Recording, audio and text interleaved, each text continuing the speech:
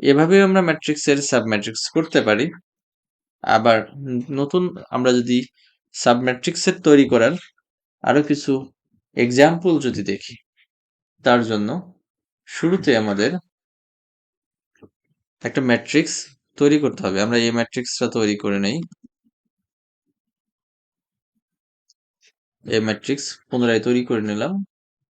এবার বি নামে আমরা নতুন একটা ম্যাট্রিক্স তৈরি করব, যে ম্যাট্রিক্সের এলিমেন্ট এই ম্যাট্রিক্স থেকে আসবে।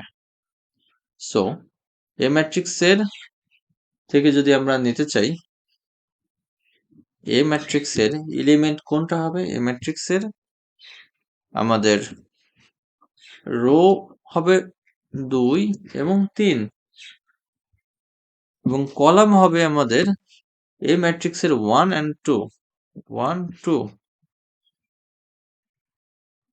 সো আমরা এখানে দেখতে পাচ্ছি 2 number row and 3 number row, 2 এবং 3 নাম্বার রো এর 1 এবং 2 নাম্বার কলাম। সো 4 5 7 8 এটাই হচ্ছে বি নাম্বার ম্যাট্রিক্স। সো এই নাম্বার ম্যাট্রিক্স থেকে বি নাম্বার ম্যাট্রিক্সকে সহজেই আমরা সাবম্যাট্রিক্স তৈরি করতে পেরেছি।